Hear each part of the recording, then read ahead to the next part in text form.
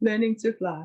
Gosh, it's the 4th week that we're coming together now, and it's lovely to see these faces on the screen. And tonight we're going to jump into the next episode of our journey of beginning at the place where we're those little fledglings, those tiny little birds just emerging from the nest and standing on the edge and making a choice to take the leap and to trust that the wings that we have on our bodies are enough to get us to soar instead of land, crash down on the ground face first. And yet if we do that, that's also part of the journey. That's part of learning, you know, that there's no mistakes, there's only opportunities. And tonight we're going to delve into some more of the more personal teachings that we share here at Sacred Journeys with the theme of identity. And with identity, it's all about how it is that we create the idea of who we are.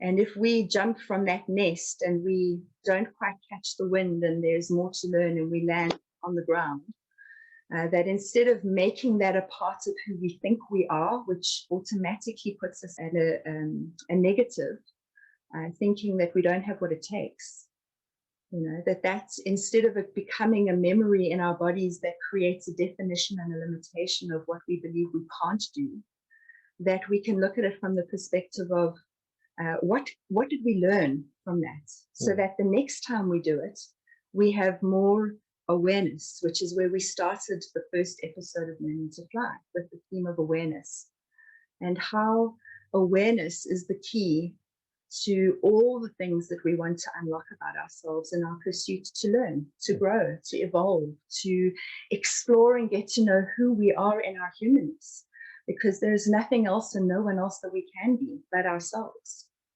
So tonight we're going to take a journey into learning to fly.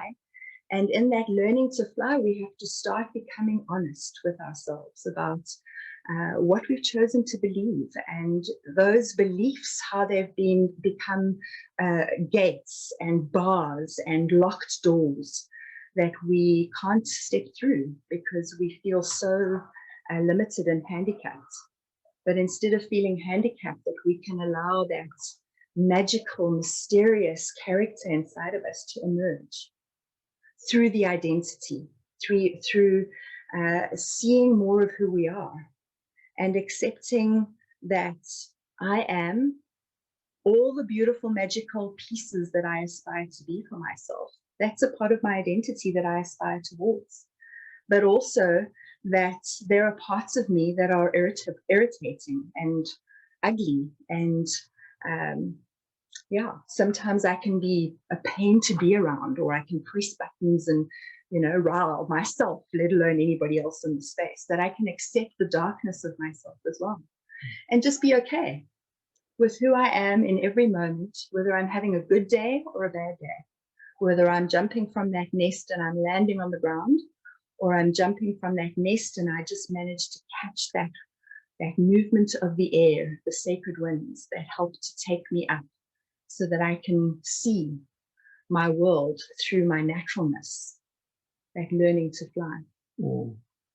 And that whole metaphor of the bird learning to fly is more about us learning to free ourselves. Not so much about us developing wings, but that feeling of freedom that we achieve when we can drop the baggage you're talking about. The identity is the heaviest weight that we carry in our lives. And one thing I know about birds is that they are designed to be light, that they have hollow bones and they have hollow quills in their feathers to minimize the weight that they carry. And the heaviest weight we carry is the identity, the who we think we are. All of the ways in which we have labeled ourselves, like you said, if that bird tries and falls and goes crashing to the ground, what we tend to do when we go crashing to the ground is put ourselves down beat ourselves up, label ourselves as less than, losers, failures. And so the identity bears a lot of weight because we add on all kinds of layers to who we think we are that really don't belong. They are artificial layers, like way too many coats of paint, you know, that are hiding that beautiful wood grain underneath. And we think the paint is beautiful, and there's nothing wrong with color. But at the same time, our naturalness is the most beautiful thing we can show, as we were alluding to earlier. So, having said all that as the intro, let's get on with this teaching today.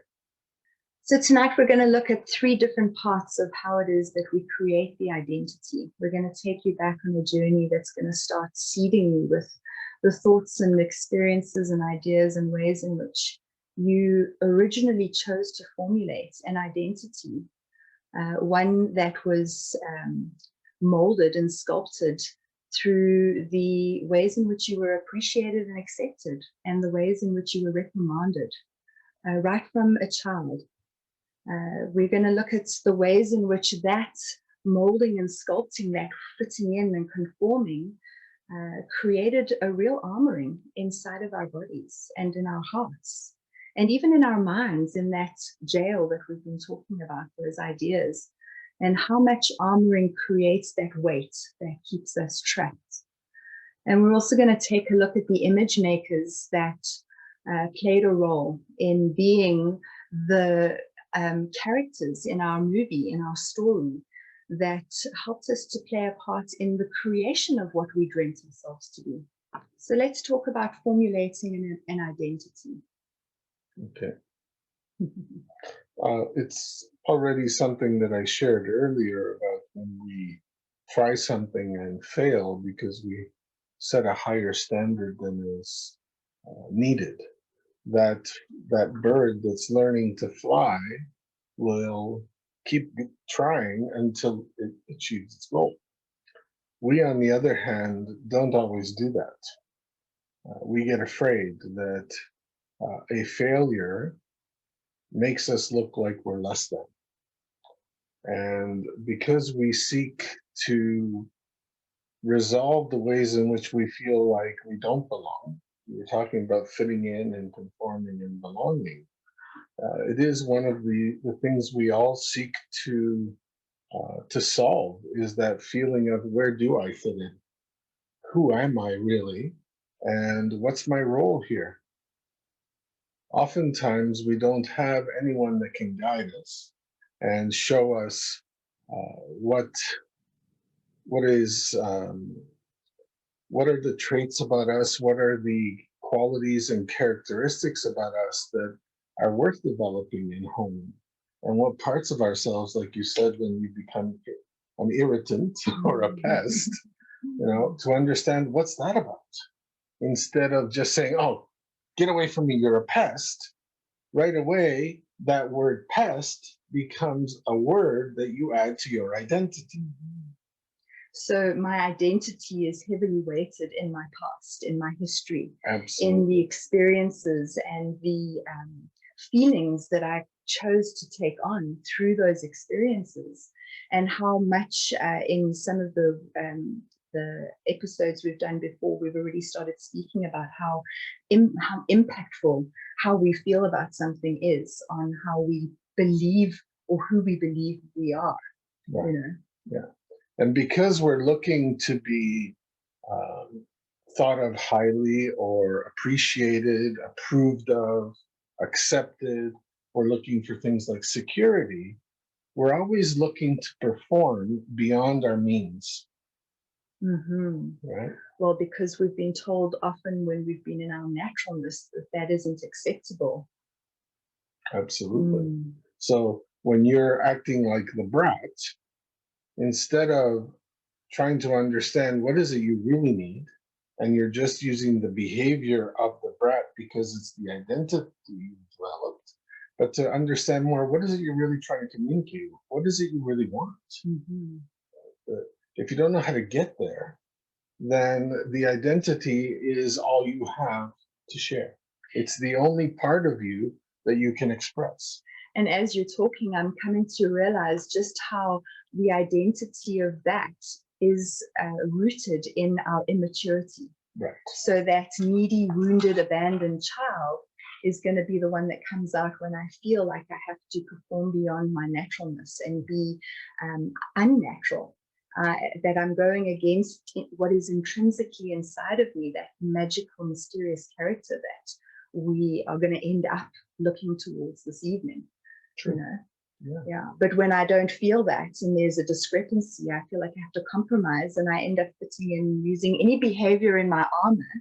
And when I say I know that it's if every human has these ways in which we play it out, all the different little nuances of our personality and our identity. And if this isn't working, how we very quickly shift and change gear to try and make something else work. Right, because we're always looking for the feedback from outside. As little kids, we have no other choice but to look for feedback from outside. We look to our parents, we look to our siblings, we look to our friends, we look to our teachers when we get into school, and we're always looking outside of ourselves to find out who we are. Right, and we're going to get to who we look out for in the image makers soon. But I just wanted to bring some of this this identity and how it is that we, each of us as individuals, are currently facing that right now in who we are.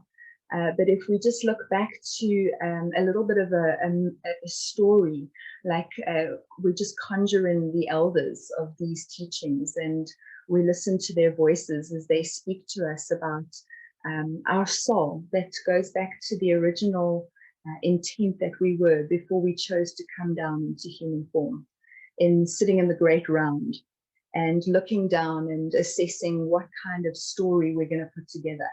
You know, as a producer or a director would sit and write their story and look to all the characters. And the elders speak to that, about how it is that we move through these great rounds of spirit into the small round of the womb and into the living round of life. And so to just remind ourselves as we look to the darkness of our the ways in which we fitted in and conformed and belonged, that there is always that seed of intent that draws us towards recognizing who we truly are.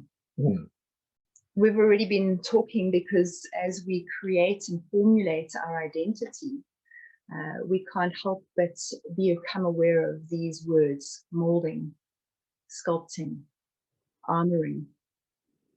So we're going to just elaborate a little bit about that. So shall we start with moulding?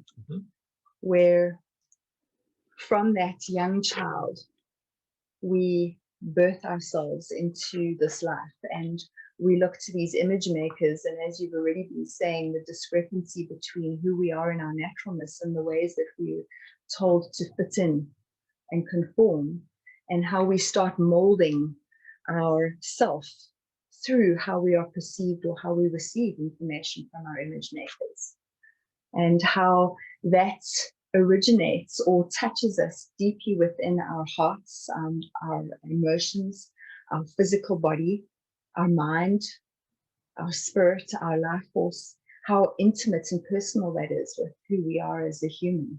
All of that is shaped by the type of family we're born to. It's shaped by the geography of where we live, the peer group. It's shaped by our race, our culture, our religion, our economic status. There are many factors that mold us into that shape. If you think of that clay, that raw clay, if you want to turn it into something, you have to mold it. You have to mold it into the shape. And so as those newborn children, babies, the first thing that happens is molding. And it has a very significant impact on the identity that we develop through the rest of our lives. That initial molding we carry with us, and it becomes something that we will need the chisel and the hammer to crack. And that's why the impulse and the motivation to heal ourselves, especially to break free from that identity, takes effort. It takes work. It's not something that we can find the quick fix for. Although we like to try. Yeah, absolutely. But unfortunately, it's not the case. And if we're going to sculpt ourselves back into our original form, then we're going to have to do a lot of chipping away of the parts that we added to our mold that don't belong. Yeah. And the mold is just the form. I mean, the sculpting is then the fine tuning. That's when you start taking smaller and smaller tools and kind of really sculpting more detail into that identity that I think that I need to present to the world. Yeah. My favorite analogy of this is that when we're born as eagles. And the first thing our image makers say when they see us is, "What a beautiful turkey." I remember the first time you said that to me. Oh, much to our parents' delight, because they think that they're doing the best for us. You see, I think when we look at our identity and we start looking back at our story and our history, and we start looking at those characters we've chosen to play in our script, it's easy to feel like we want to blame them. But it's not about blame, because I know as a parent, I've done everything that I would want to be done to my child in order to nurture and love him in the way that I feel that he would appreciate it. But I also realize that no matter how hard I try, he's always going to feel like there are places where I didn't measure up. So despite our best efforts as image makers, we still are a product of ourselves. Absolutely true. And added to that, not just the effects that our image makers have on us in the sculpting process, because it's true in most cases, I would say the majority of cases, they have what they believe to be our best interest at heart. Yes. Right? And so what are we going to say? As little kids, there's not much we can do to stop it. Right? So we take it on. And what we eventually do is we think it's the way we should be. So we start mimicking and copying the behaviors of our image makers, and we actually do sculpting to ourselves. So we also have a hand. With all this molding and sculpting, it becomes that barrier, like you were saying, that mold that we have to crack open, that barrier that we create to protect ourselves. As little children, you say that there's not much that we can do when an image maker, someone we look up to, is sharing their best interest with us. We think that we need to fit in and conform to that. And by doing that, we have to honor ourselves, because it's painful when we don't feel like we're accepted in our naturalness. It's painful when we do something and there is a reprimand or some kind of a way in which we interpret no love, or love being withdrawn, or something being wrong or bad or unworthy. Punished. Right. So many ways in which this armoring, the way in which we need to armor ourselves from that protection, and how many ways it manifests itself in our bodies, and the way in which we create space between ourselves and others, and in our behaviors. Yeah.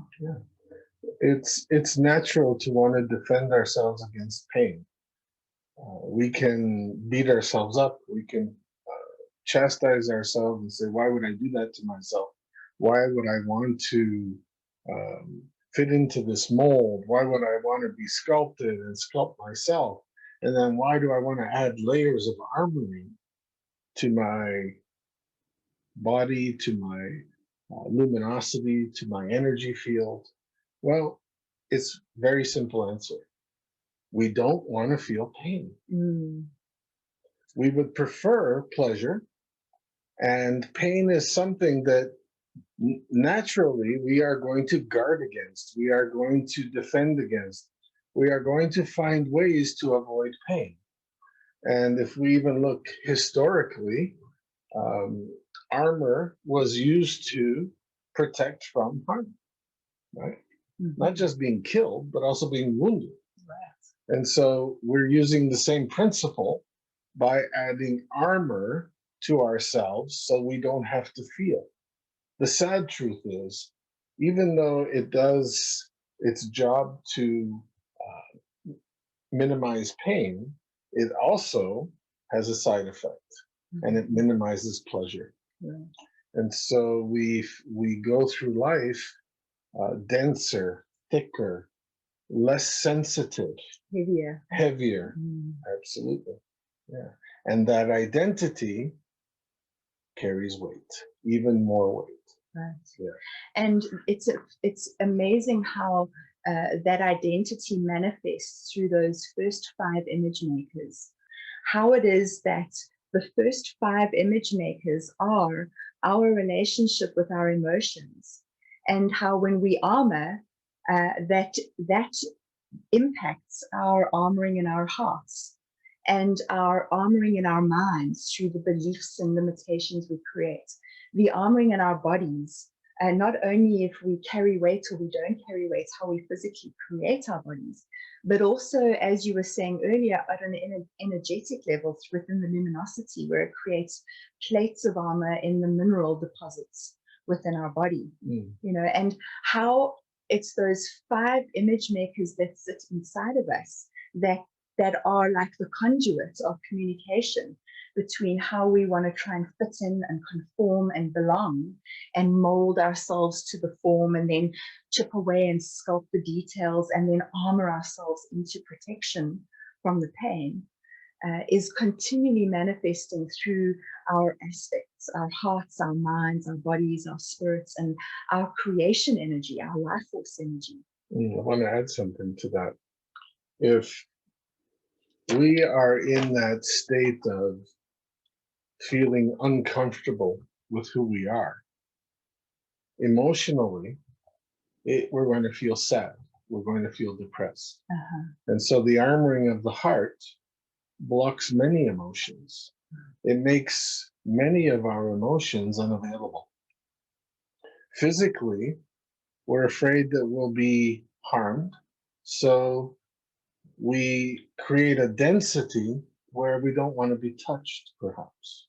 Mentally, sorry, just to, the other thing about physically is also how we create a stance or a stand, how we defend ourselves against the world. It could be, or you become the weak victim, and you stand as if you're welcoming someone to bully you.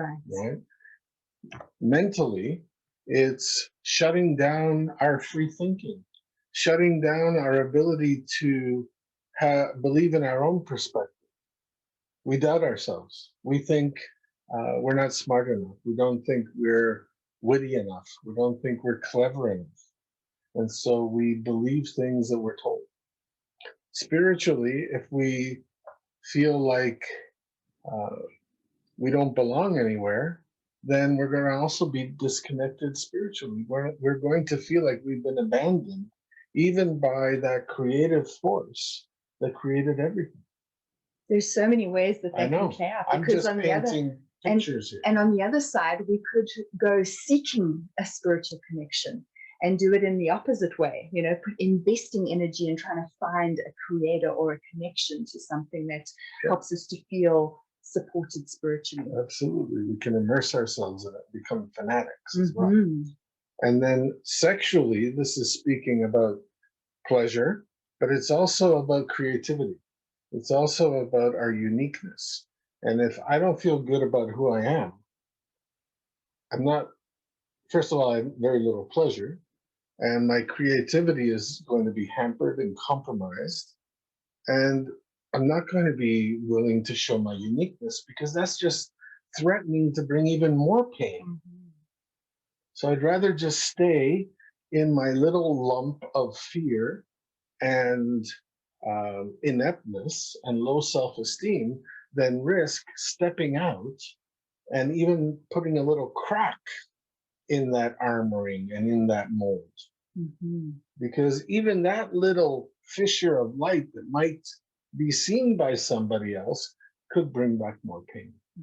I'm just having a flashback to the image we had on the screen a few minutes ago with all those umbrellas, and the one colorful umbrella being willing to stand out amongst the crowd, you know, being willing to crack through so that we can see the light and that we can shine and be seen. And that only happens when we have the motivation to risk. Because staying grounded and not flying, staying imprisoned and not being free is too painful. And therefore, we're willing to risk the pain we may experience from testing ourselves to see if we can fly. We feel it's worth it. And that's when we start the journey. That's when we start the journey of self-discovery. And that's when we find ourselves curling our toes on over the edge, feeling our heart thumping in our throats and our breath quickening, our pulse beating faster, and then we take that leap of faith.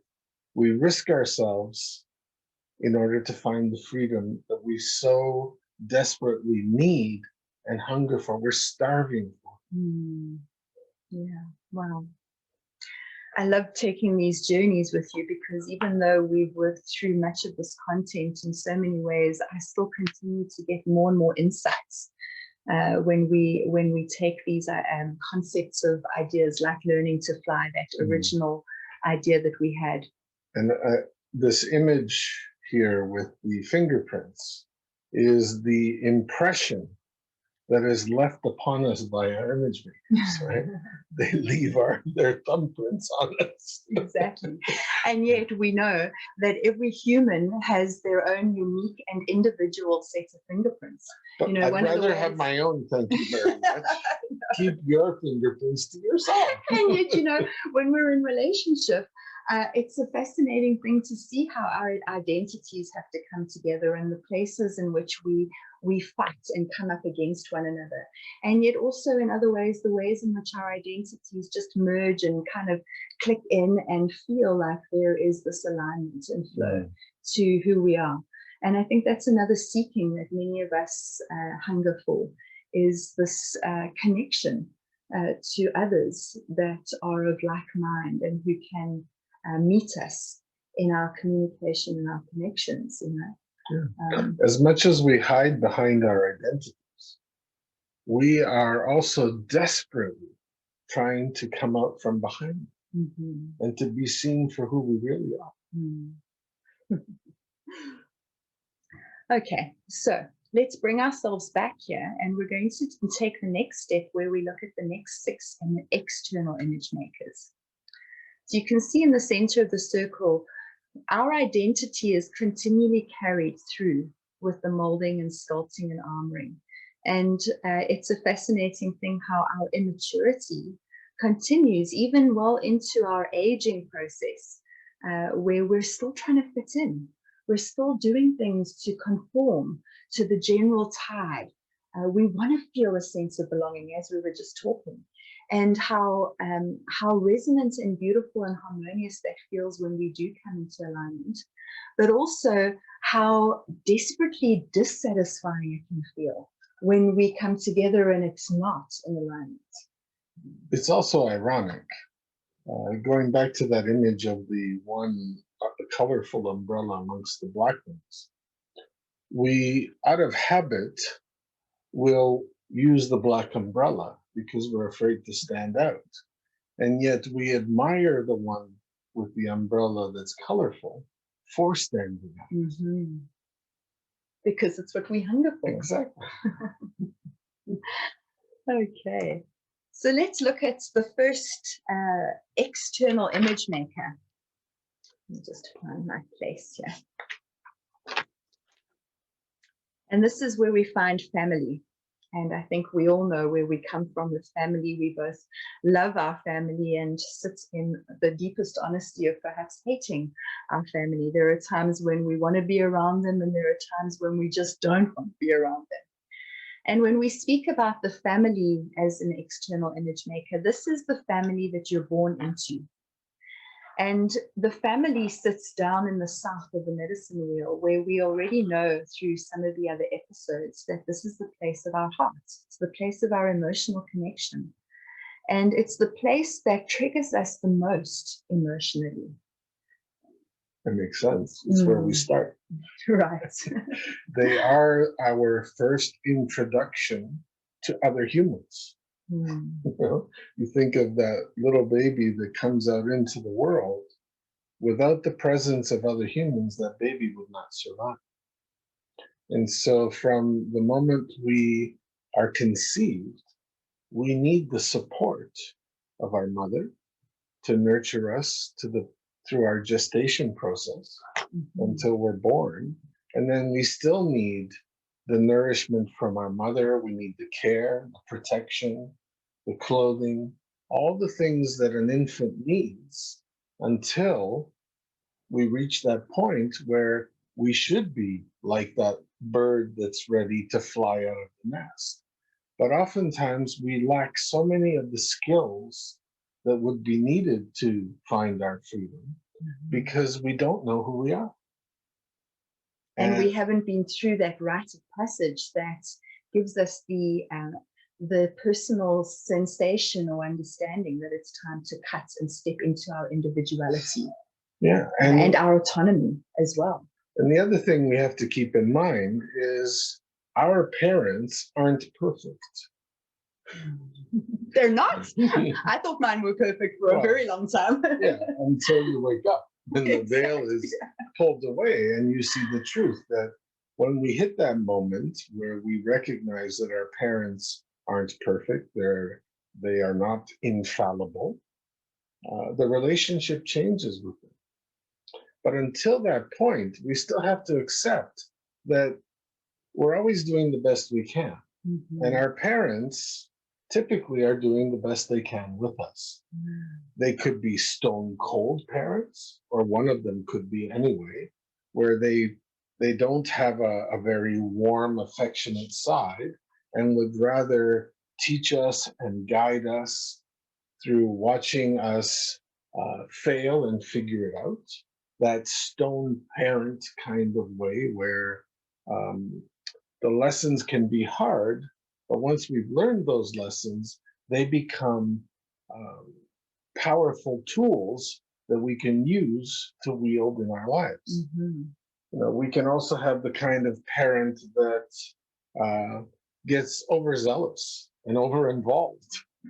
I know that's me. As perfect as I've tried to be. Yeah, and they're so desperately want us to see us succeed and be happy and be joyful and have all the things in life that they never had. And that can feel smothering at times. It can feel overbearing, where we don't have any space to breathe or any space to spread those wings to figure out how to do it for ourselves. A parent that does that typically will end up crippling their child because they're not allowing their child to learn from their own mistakes.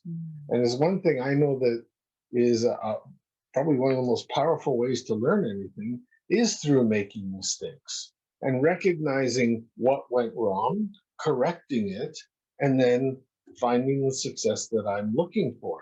Well, no one can do that for me. I have to do that for myself. And when we're children, if we have these types of parents, then we lack certain skills in order to function in the world. And our identity is compromised because of that. We don't feel confident. We don't have the esteem to feel like we can rise above our problems. We are often then looking for somebody to rescue us, to protect us, or give us the answer. So these are some of the ways that things can develop. Yes, and I can see the value in understanding more deeply the parenting wheel that speaks to so many of those different faces of the parent.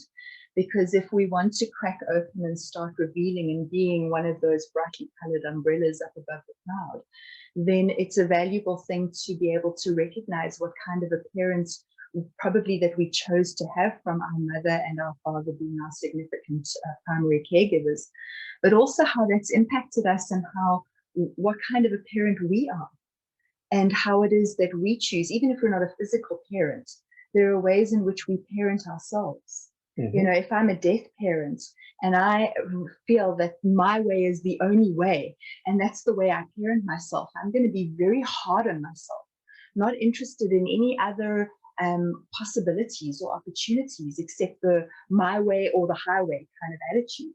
And parenting myself inside in that way becomes an identity unto itself that holds me back, you know, that keeps me from seeing the wood for the trees. So if we look at these external image makers of family, we can see how important it is to start unraveling the story around how it is that we've been parented and what it is that we've chosen to take on through our families, and how we continue perpetuating those patterns that don't actually serve and support us. There are a couple other factors to look at in family, which is how many siblings we have. Where are we in the pecking order? Right. Are we the firstborn, the middle child, the baby? All of that has an impact on our identity. And also, how large was the extended family? Yes. Right? Did we have big family or a very small family, or more intimate?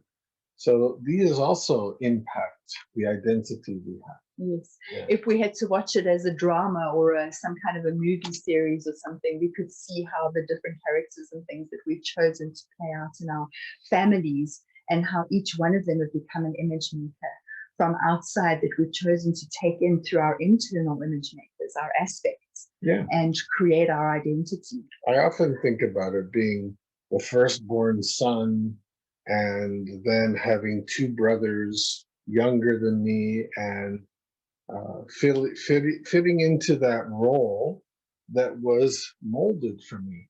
I was firstborn, I had to know better. I was firstborn, my brothers would come to me for advice. So I had to be more mature than I knew how to be. Right? Also, the expectation that was laid on me, because I was firstborn, I had to compromise things and give things to my brothers, which I didn't want to do. It made me feel like I was less than. So just to share a few personal examples of how family impacts our identity.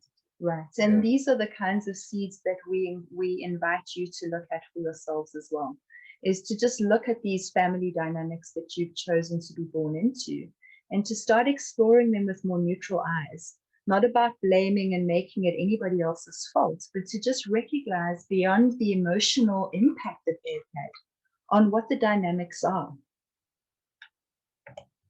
Let's move to the next set of image makers, and this is where we find the economic image makers. And this sits in the west of the wheel, so we understand that this is going to affect our physical existence or our physical world. And these economic image makers reflect our social status. It impacts our work ethic and how it is that we make our way in the world. And we look at the economic status that we chose to be born into, and how that's had an impact on who we've created our identity to be. I often look at this one as it helps creates our relationship with the physical world, but also our relationship with money. Yes, especially. Are you the kind of person who sees money as an enemy or an evil? Do you see money as the goal, the end goal you're always looking for, making an extra buck? Are you the kind of person who is spendthrift and you really, the moment you have it, it comes in one hand and it's out the other?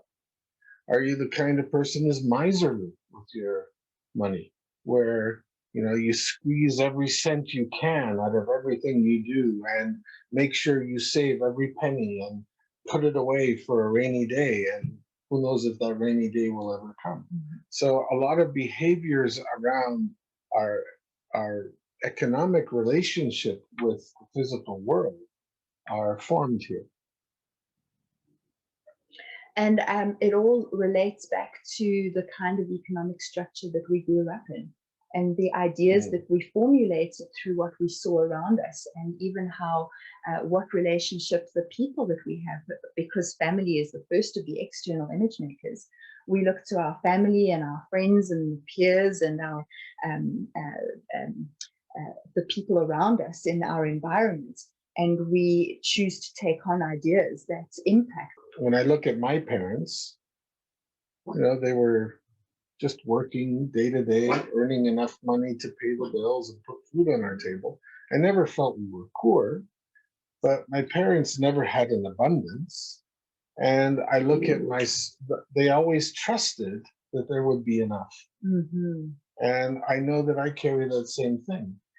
It's not that I need to have all kinds of zeros behind the numbers in the bank account, because I don't.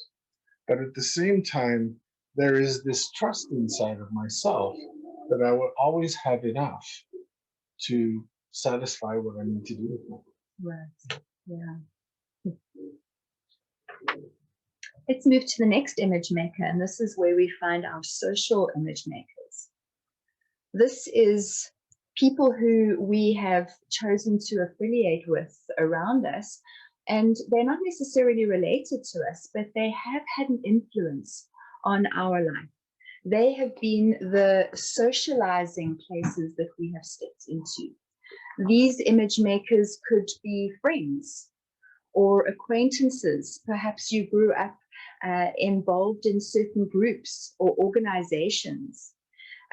We also find that this is the place where we look to our peers, and we know how impactful our peers can be to us, especially in our most impressionable years of going through puberty, and all the choices and decisions that we make about who we believe ourselves to be through what how we relate to our friends. These social image makers tend to impact what we think, our philosophies about life, what we assign meaning to in life as well. It's an interesting thing to watch children and who they are drawn to, who they congregate with. And you'll find that even as adults, we do the same thing. And we look for people who think the same way as us, see the world in the same way we do, and have similar beliefs, similar philosophies, similar opinions. Right. It's another way of satisfying that original need to feel like we fit in and belong somewhere.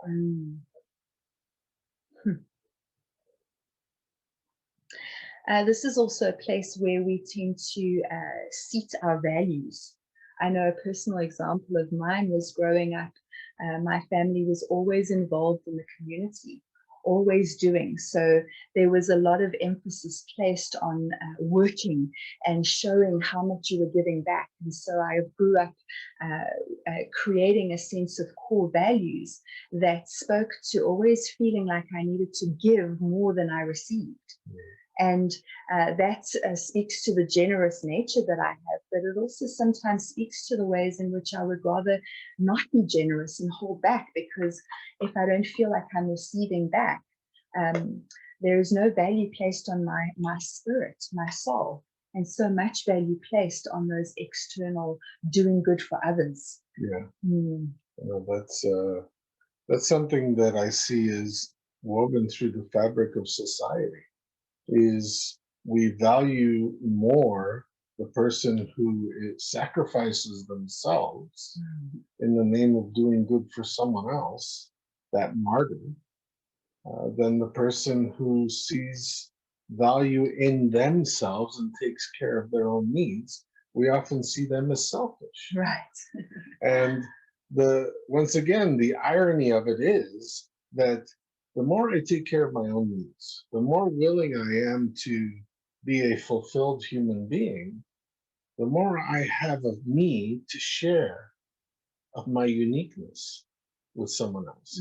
And the more capable I am of actually helping somebody, rather than that impulse that is, it seems like it's a disease amongst humanity, this impulse to rescue. This impulse to fix it for somebody who we think is suffering. And oftentimes, no one's even asked the other person if they want help. It conjures up that image of the scout trying to get the little old lady across the road, only to realize that she misses her bus because she was standing waiting and not for the bus and not to cross the road. Yeah. Oh, goodness. And the other piece that we can look at here within our social image makers is, as you're talking, that need to feel like I am loved or that I'm liked. Because it's very hard to stand in the face of feeling that someone external dislikes me or even may hate me. And sometimes if a person doesn't even really recognize whether I'm there or not, that neutrality can also be very disconcerting. And a lot of times that motivates us to do more and try and make ourselves loved and liked. And it also creates a tremendous armoring in our identity about feeling like if we are not loved and liked, that there's something wrong with us, that we're defective, and that pain is fed, and the pain becomes another reason for us to continue the armoring process. And so we create this pattern of making our identity harder and harder and harder. Cementing it, yes, absolutely. Like putting that pottery piece that you finally molded and sculpted into the kiln, yes. The other thing to say here when you're just speaking about wanting to be loved and liked versus being disliked and hated, that is outside of our control. Oh, yes. We have no control over how somebody is going to react to us, how they're going to feel about us, how they're going to perceive us, what they're going to think about us. You can't change that. I know that in the earlier part of my life, I spent so much effort and energy trying to get everybody to like me, to the point where I felt like a chameleon, that I would change my color, my stripes, my spots, it didn't matter what, in order to make sure you liked me. And when I came across these teachings and started incorporating them into my life, it was this very concept that I came to understand that it was impossible and a complete waste of time to fool myself into believing that everyone I met liked or loved me. Or had to if they didn't. Right, I made sure they did. I really didn't know what they were feeling truthfully. So oftentimes we pretend we like something and we hate it, right? And I think that was happening anyway. So that acceptance is a critical piece of our healing of our identity. To accept that no matter what you do, how you behave, what you say, how you censor yourself, none of that is going to change the fact that you are always going to meet people who will like you, people who will love you, people who will hate you, people who will dislike you, and people who will be neutral about you. That is a fact of life that we have to come to peace with, come to terms with, and accept as a reality. That when we can accept that, a big piece of that identity that we're carrying as baggage, we can leave behind. Yes, and it becomes such a relief because it's almost like putting a little bit of the layer of armoring down, and we don't feel as heavy when we can recognize that no matter what anybody else thinks about me has got nothing to do with me. And the amount of energy that is invested in doing that is so much more efficient and effective, plugged into something that I love to do and something that feeds me, and something about even the recognition to stand with someone who you know hates you and just be okay with that. Because that speaks to how possible it is for me to sit with myself and recognize, as I spoke in the beginning, a part about myself that I hate, part of my identity that I hate, and that I can just sit in the presence of that and not have to try and change it. And my experience of that has been that's where healing has happened. Mm. Let's move to the next image maker, and this is where we find our religious image makers and also the cultures that we've chosen to be born into. So this would include people like our religious leaders, but it would also include people like artists, writers, musicians, the ways in which we have grown up in the kinds of music that we've chosen to listen to. These kinds of image makers here in the East are the kinds of image makers that would have an influence on the ways in which we choose to express ourselves.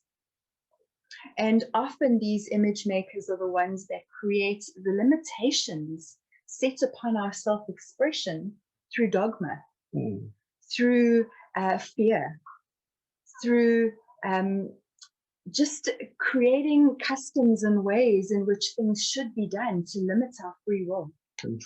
Control, yes. And this is the place of the fire. So when fires tend to burn out of control, we immediately try and control them. And just think about the image maker who is looking to your best interest. Yes.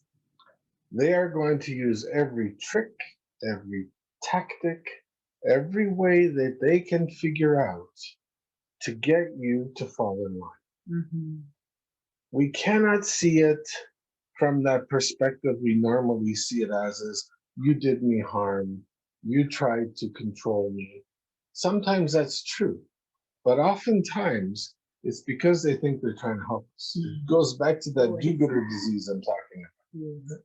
And so here, when we look at the religious and cultural, that whole religious part is about saving our soul.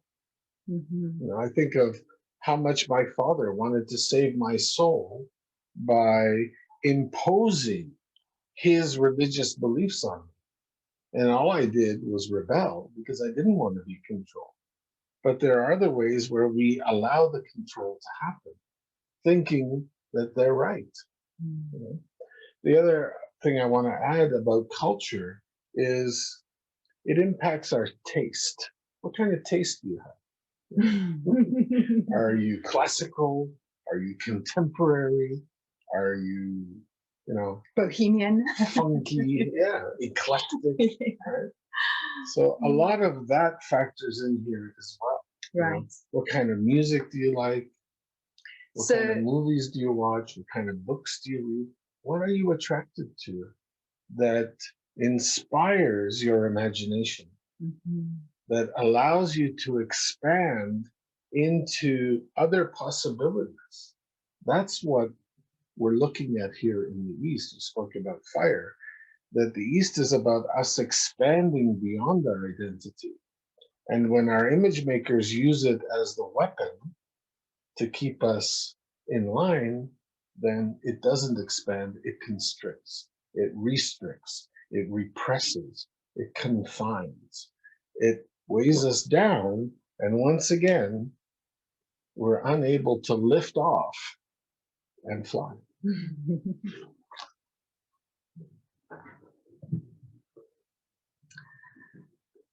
Ready to move on to the next one? Is there any more you want to say about the religious and cultural? Okay, so let's move to political. And here, when we find political north of center, these are the image makers that affect us in the mind through opinions and points of view. Things like political correctness, what political parties we are affiliated to. It defines things of what we can and can't do, rules, laws, behaviors. When we fall victim to these image makers, we become followers. We follow a cause. We follow a belief system. I think often, because this isn't something that I ever really experienced in my life when it comes to politics. I was never really involved. I never found it interesting. And I've always found it curious why somebody would want to support a candidate and then go and campaign for them, go door to door and, support this person? Where are the button? Can we put the sign on your lawn? You really should believe the same ethics and morals that this person is trying to impose upon everybody in your community. Exactly. Right. It's easy to feel like they're right. You know? And that you need to take a side. Yes. Yeah, that's exactly it. And that's what we get caught up in, is the side, which is right, which is wrong. And if I choose this side, then you choose another side. You are wrong because you stand for what they're standing for. Yes. This creates so much separation. And I can really feel how this kind of a political image maker, especially in the world that we're living in right now, is running rampant amongst humans because of the fear that the coronavirus is inflicting upon us, or that we're choosing to take on, and how polarized we're starting to become with one another, and how much conflict that is creating simply because we believe different things. Right. And how it prevents us from being able to cross that mind boundary because we're polarized into politics, because politics is not just about governments. There are politics, so, you know, there's the saying that more than two people and you have politics, right. is pulling to one side or another. And in order to do that, it's to say the other side is wrong. That's right. And it is that polarization of the mind that we're looking at. And how often do we easily let go of a belief? Not very often at all. Because we believe it so deeply. And it's a part of what we hang on to. If I have a belief and I'm hanging on to it so deeply, it makes me feel right, in my opinion and my viewpoint. If I believe in my identity, then anything that challenges it is going to feel like an attack. It's going to make me feel like I have to defend myself even more. I might meet somebody who makes a comment about something about me that I have very firm beliefs about. And I could feel completely offended by that person, feel hurt, and walk around muttering for years about that one incident. You know, we have lots of those that we carry inside of us, where we feel that our opinion, our viewpoint, our beliefs, what we think is right, has been compromised or has been challenged, and we hang on to it even more. Yeah, this really can feel that it creates separation. But there's always the light side to everything as well, isn't there? So the light side to these image makers are the willingness to be able to sit in the presence of other ideas and beliefs and concepts and wars, and be in acceptance of that, being able to see many viewing points, being able to see more than just what I believe to be the only and right way, but to recognize that even if you and I come into a conflict of you believe one thing and I believe another, can I have the space inside of me to accept your beliefs and not create that as a limitation on your identity or a threat to my identity? So there are ways in which these political image makers help us to expand our minds as well. Absolutely. And that is the opposite effect here, is to learn to open our minds, to explore other ideas, other thoughts, other opinions, other philosophies, other ways of seeing reality. Once again, though, it has to come from that motivation to want to crack through our identity. It always begins there. So let's move to the sixth image maker. And this is where we find the image makers of relationships. And when we look to these relationship image makers, these are relationships other than family, blood family. Mostly the relationships of lovers, the ways or the marriages that we enter into, our living commitments, or even close friendships that have longevity. So again, we find this in the south of the wheel, which speaks to how our hearts connect with one another. And it also speaks to the fact that we are always in relationship. you know, with everything and everyone around us, even if it's just for a moment with the cashier at the local shop, that there is always a relationship that can develop, and how just a moment of relationship as a young child can impact us and make us feel heartbroken or celebratory, you know. It's a subject that we carry and bear very close to our hearts, because it is about our emotions here in the South. The impact it has on us can be very deep. If we suffer pain here, the wounds can go very deep inside of us and feel almost impossible to ever heal. You know, the experience of having your heart broken. When it's happening, it feels like it is impossible to ever mend. And it's often a wounding that we carry through life right to the end. Yes. So this is one that that is more challenging to heal. And where the healing begins is the first and most primary relationship we have and will ever have. It's the one with ourselves. And that is a fundamental truth that is underneath the work we do. Is our focus is always to assist others in healing their relationship with themselves, knowing that in healing that, it impacts their relationship with everything and everyone else, self, life, and others.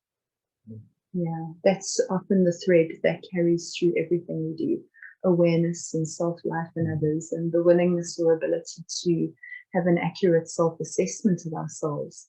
Because if we look to this theme of our identity and how we formulate this identity, the ideal place that we aspire to come through to is the cracking of that identity, the stepping into a place where I can even surprise myself. Yeah. You know, that I'm not even sure what I'm going to do next, which I can touch sometimes, and it's quite exhilarating, but it's also terrifying. Yeah. And the healing that happens with our relationship with ourselves is surprising, because we start accepting even the parts that we thought were unacceptable, the parts we thought were unlovable, the parts we thought we should never show to another living being, should never catch the light of day. And healing that self-relationship allows us to be free yet again. And when we relate with others, we're more willing to then just be ourselves. And that is one of the most freeing experiences that we can have, is when we can be ourselves around others and not be in fear of what they think. Yeah. That speaks to this next slide, taking you into the infinite universe of yourself, the places within you where you're seeking to find your individuality. We've spoken about that so often through tonight's teaching, is the ways in which we have lost our individuality and the desire that we have to break free of the chains and shackles that others have placed upon us. I see these words here on the screen as the essential ingredients that we need in the recipe that we can assemble and put together as we bake ourselves into that beautiful, magnificent work of art, the cake that we can have and eat too. I love it. I know. These words certainly speak to ways in which, in fact, I feel like they're little anchors of motivation that keep us connected to the intent. And, you know, so many people come to us seeking meaning and purpose. It's words that I hear so often in people who come in the first few visits, about how deeply, and even sometimes further along, how deeply we desire to seek some kind of a meaning to our lives, and something that gives us purpose enough to wake up every morning. But what if that meaning and purpose sat within that magical, mysterious character. It does. I know it does. I'm posing You it as a said what question. if. Well, I'm posing it as a question so that it starts opening those seeds of potential and the seeds of questioning inside of us. Because if we want to rewrite our story from the identity that we have worked so hard and so long to bake into place and cement into place, we need some kind of a motivation that's going to help feed our fire and start cracking cracking through that mold and breaking free, you know. So looking to this individuality is really just the right to do it our own way. I agree. Yeah. And free will, you know, the free will is the desire and the right to experience anything that will help us grow. It's that right to choose. Yeah. And as I said that, I realized that one of the things that you so often speak about with the idea of sacred journeys as it was birthed was the respect and honor for everybody's journey. And no matter what choice or decision a human being makes, that it's still sacred. And the free will choice that we have in our lives to honor and respect whatever we step into next, and no matter what it looks like to another human being. And autonomy? Well, I always think about self-governance with autonomy, and I can't help but think of the African medicine wheel ally of the rhinoceros, who represents autonomy somehow. Just that whole animal standing in its own circle represents a sense of autonomy. Present, grounded, comfortable in your own skin, and not needing to answer to anyone except ourselves. Accountable, responsible, authoritative. Yeah. I guess you could say within your own self-governance. Right. You know, which also speaks to the healing that happens when we start recognizing and cracking open some of the ways in which we've chosen to just take on an image maker's idea or attitude or perspective, that we can start cracking those open and standing in our own autonomy and saying, no, that doesn't work for me anymore, actually. I don't believe that. That doesn't sit right with the essence inside of me. Yeah, I agree. And freedom is that releasing, that letting go, that discarding of the baggage, of the identity. In fact, if we look at these words, they are the gains we make as we slowly chip away with that hammer and chisel and take those pieces off that are weighing us down. Yeah, they certainly do feel very motivational to me. We bring our teaching this evening to its conclusion with the personal ceremony that we share with you. This personal ceremony is you writing your own story. We've taken you through some of our stories this evening with these seeds of intent and these tools for you to apply. And there's some guidelines here for you to begin writing about the adventures that you as the hero or the heroine of your life has been through. And to turn the story of pain, the places where you are still closed off and shut down and where you still have some pain to deal with, some of those questions there about some of your most significant image makers. How the ways in which you've compromised yourself to be loved and liked by others. 3 significant, or however many significant events that have influenced you in your life. The worst and the greatest moments. And in questioning and writing down some of those ideas and thoughts, you're going to find that there's a theme that weaves its way through. So to bring up some of those painful memories and those places where you're shut down, and then to take those experiences and to write about them through the imagination of your soul, the imagination of your magical, mysterious character, and to tell of all the adventures, the wonder, the ways in which you seek out your individuality, your freedom, and your autonomy. That brings our teaching tonight to its completion. Aho. So